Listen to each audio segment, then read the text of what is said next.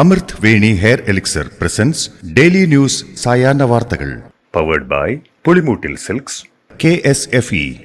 എന്താ ഒരു mood off? ഇപ്പൊ മുടി വല്ലാതെ കൊഴിയുന്നുണ്ട്, അതാ തോന്നുന്നു. ഈസ്ട്രജന്റെയും വൈറ്റമിൻ ഡിയുടെയും കുറവാണ് മിക്ക സ്ത്രീകളുടെയും മുടി കൊഴിച്ചിലിന്റെ പ്രധാന കാരണം. അമൃത് Veni hair elixir for women സ്ത്രീകളുടെ മുടിയുടെ വളർച്ചയ്ക്കും ശക്തിക്കും അത്യാവശ്യമായ herbal ഈസ്ട്രജനാലും vitamin ഡിയാലും സമ്പുഷ്ടമാക്കിയതാണ് Amrit Veni hair elixir for women. നമസ്കാരം, ഞാൻ ഷാജി പത്മനാഭൻ. ഡെയിലി ന്യൂസിന്റെ സായാഹ്ന വാർത്തകളിലേക്ക് സ്വാഗതം. ഇന്ന് ഏപ്രിൽ 26 ശനിയാഴ്ച. ലോകമെങ്ങുമുള്ള മനുഷ്യരെയും പ്രകൃതിയെയും അളവറ്റ് സ്നേഹിച്ച ഫ്രാൻസിസ് മാർപ്പാപ്പയ്ക്ക് ഹൃദയഭേദകമായ വിട നൽകി ലോകം. മാർപ്പാപ്പയുടെ ആഗ്രഹപ്രകാരം റോമിലെ സാന്താ മരിയ മാർജറി ബസലിക്കയിലാണ് സംസ്കാര ചടങ്ങുകൾ. പൊതുദർശനത്തിന് ശേഷം സെയിന്റ് പീറ്റേഴ്സ് ബസലിക്കയിൽ നിന്ന് വൻ ജനാവലിയുടെ സാന്നിധ്യത്തിൽ വിലാപയാത്രയായാണ് മൃതദേഹം സാന്താ മരിയ മാർജറി ബസലിക്കയിലെത്തിച്ചത്. US president Donald Trump, Indian രാഷ്ട്രപതി Droupadi Murmu, Ukraine president Zelensky ഉൾപ്പെടെ വിവിധ രാജ്യങ്ങളിൽ നിന്നുള്ള 130 പ്രമുഖർ വത്തിക്കാനിലെത്തിയിട്ടുണ്ട്.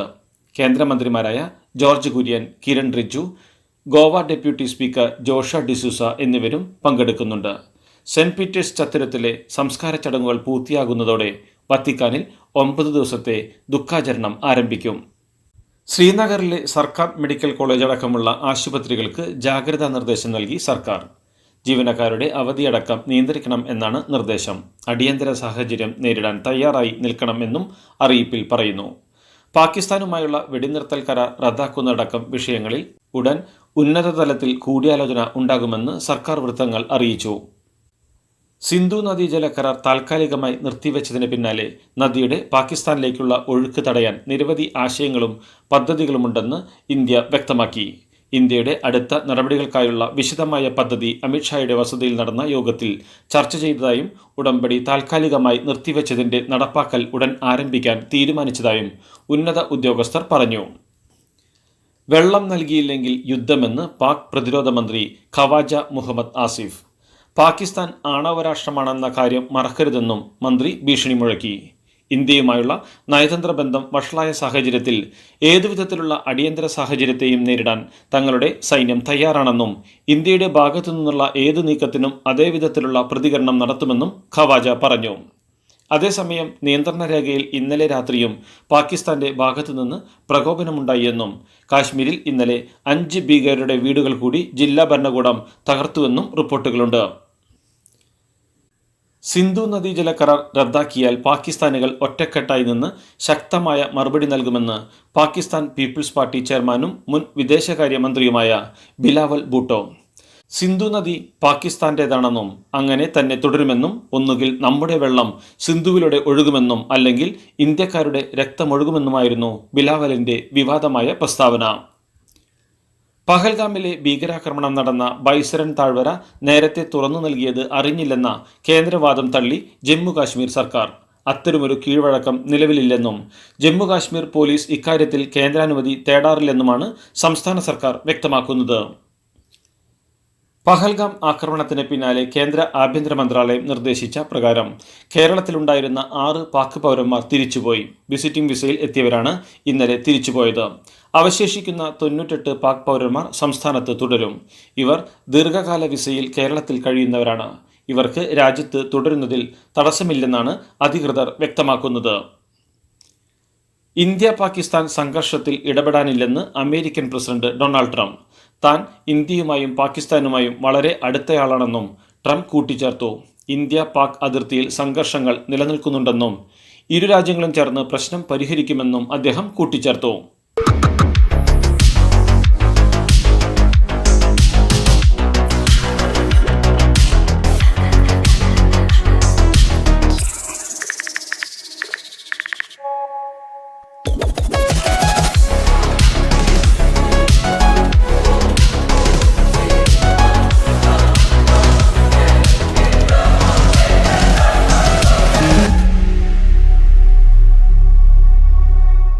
പ്രശസ്ത ചരിത്രകാരൻ ഡോക്ടർ MGS നാരായണൻ അന്തരിച്ചു. കോഴിക്കോട് മലാപ്പറമ്പിലെ വസതിയിലായിരുന്നു അന്ത്യം. 93 വയസ്സായിരുന്നു. ഇന്ത്യൻ ചരിത്ര ഗവേഷണ കൗൺസിലിൻ്റെ അധ്യക്ഷനായിരുന്നു. കാലിക്കറ്റ് സർവകലാശാല ചരിത്ര വിഭാഗത്തിൻ്റെ തലവനായി പ്രവർത്തിച്ചിട്ടുണ്ട്. കേരളത്തിൻ്റെ ചരിത്ര ഗവേഷണത്തിന് അതുല്യ സംഭാവനകൾ നൽകിയ അതുല്യ പ്രതിഭയായിരുന്നു അദ്ദേഹം.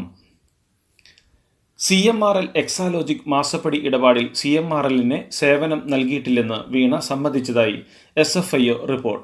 CMRLൽ നിന്ന് വീണയ്ക്കും എക്സാലോജിക്കിനും പ്രതിമാസം കിട്ടിയത് 8 ലക്ഷം രൂപയാണെന്നും റിപ്പോർട്ടിലുണ്ട്.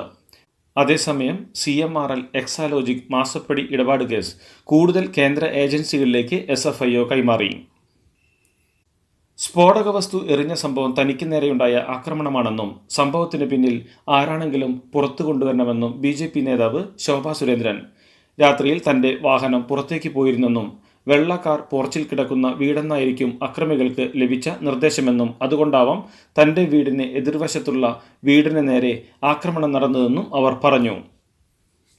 BJP നേതാവ് ശോഭാ സുരേന്ദ്രന്റെ വീടിന് സമീപം നടന്ന ബോംബാക്രമണ ശ്രമം ഭീരുത്വം നിറഞ്ഞതും അങ്ങേയറ്റം ആശങ്കപ്പെടുത്തുന്നതുമാണെന്ന് BJP സംസ്ഥാന പ്രസിഡന്റ് രാജീവ് ചന്ദ്രശേഖർ. സംഭവത്തെ ശക്തമായി അപലപിക്കുന്നുവെന്നും നിഷ്പക്ഷ അന്വേഷണത്തിലൂടെ കുറ്റവാളികളെ ഉടൻ കണ്ടെത്തി അറസ്റ്റ് ചെയ്യണമെന്നും മുഖ്യമന്ത്രിയോട് അദ്ദേഹം ആവശ്യപ്പെട്ടു. സാമ്പത്തിക പ്രതിസന്ധി മറികടക്കാനായി ലോകബാങ്ക് സഹായമായി നൽകിയ 140 കോടി രൂപ സംസ്ഥാന സർക്കാർ വകമാറ്റിയെന്ന് റിപ്പോർട്ടുകൾ. കാർഷിക മേഖലയിലെ നവീകരണത്തിനായുള്ള ഖേര പദ്ധതിക്കുള്ള പണമാണ് വകമാറ്റിയത്. പണം വകമാറ്റിയത് പരിശോധിക്കാൻ ലോകബാങ്ക് സംഘം കേരളത്തിലെത്തുമെന്നും മെയ് 5-ന് സംഘം കേരളത്തിലെത്തി ചീഫ് സെക്രട്ടറിയെ കാണുമെന്നും റിപ്പോർട്ടുകളുണ്ട്. സംസ്ഥാനത്ത് വൈദ്യുതി ക്ഷാമമില്ലെന്ന് മന്ത്രി K. കൃഷ്ണൻകുട്ടി അറിയിച്ചു. ലോഡ് ഷെഡിങ്ങിന്റെ സാഹചര്യമില്ലെന്നും മലബാർ മേഖലയിലെ വൈദ്യുതി നിയന്ത്രണം അവസാനിച്ചുവെന്നും അവിടുത്തെ പ്രതിസന്ധി പരിഹരിച്ചുവെന്നും അദ്ദേഹം പറഞ്ഞു. അതോടൊപ്പം സംസ്ഥാന സർക്കാരിന്റെ 4ാം വാർഷികാഘോഷങ്ങളുടെ ഭാഗമായി KSEB കുടിശ്ശിക ഒറ്റത്തവണ തീർപ്പാക്കൽ പദ്ധതി പ്രഖ്യാപിച്ചു. സംസ്ഥാനത്തെ 221 അസിസ്റ്റന്റ് മോട്ടോർ വെഹിക്കിൾ ഇൻസ്പെക്ടർമാരെ ഒരുമിച്ച് സ്ഥലം മാറ്റി. എല്ലാവരോടും അടുത്ത 48 മണിക്കൂറിനുള്ളിൽ പുതിയ സ്ഥലത്ത് ചുമതലയേൽക്കാൻ നിർദ്ദേശം നൽകി. എന്നാൽ വകുപ്പിൽ ജനറൽ ട്രാൻസ്ഫർ വരുന്നതിന് മുമ്പ് ചട്ടവിരുദ്ധമായാണ് AMVമാരെ ഇപ്പോൾ സ്ഥലം മാറ്റിയതെന്നാണ് ഉദ്യോഗസ്ഥരിൽ ഒരു വിഭാഗം ആരോപിക്കുന്നത്. ഓഫീസ് സമയം കഴിഞ്ഞാലും അവധി ദിനമാണെങ്കിലും പണത്തിന് ആവശ്യമെങ്കിൽ മൊബൈൽ ആപ്പ് വഴി ഉടനടി അക്കൗണ്ടിലെത്തും. അതാണ് KSFE smart gold over draft. ഏത് ശാഖയിലും സ്വർണം വയ്ക്കൂ. മൊബൈൽ ആപ്പ് വഴി എപ്പോഴും എവിടെ വെച്ചും പണം പിൻവലിക്കൂ. പരമാവധി 50 ലക്ഷം രൂപ വരെ. അതിവേഗ പ്രോസസിംഗ്. 24/7 സേവനം. ഇനി ആവശ്യങ്ങൾക്ക് അവധി കൊടുക്കേണ്ട, സമയവും നോക്കേണ്ട. KSFE smart gold over draft. Digitally super charge your gold. Wayanad DCC treasurer ആയിരുന്ന NM വിജയന്റെ ആത്മഹത്യയുമായി ബന്ധപ്പെട്ട് അന്വേഷണ സംഘം KPCC അധ്യക്ഷൻ K. സുധാകരന്റെ മൊഴിയെടുത്തു. കണ്ണൂർ നടാലിലെ വീട്ടിലെത്തിയാണ് ബത്തേരി DYSPയും സംഘവും മൊഴിയെടുത്തത്. വിജയൻ KPCC അധ്യക്ഷന് എഴുതിയ കത്തിലെ വിവരങ്ങളാണ് ചോദിച്ചറിഞ്ഞത്.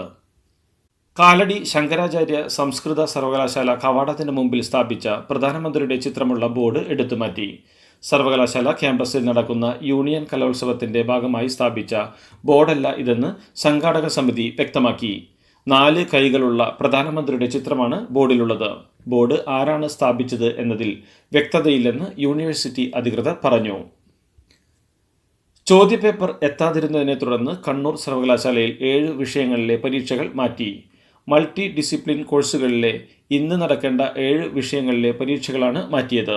സാങ്കേതിക പ്രശ്നം കൊണ്ടാണ് ചോദ്യപേപ്പർ എത്താതിരുന്നത് എന്ന് സർവകലാശാല വിശദീകരിച്ചു. മാറ്റിയ പരീക്ഷകൾ മെയ് 5-ന് നടക്കുമെന്നും അധികൃതർ വ്യക്തമാക്കി.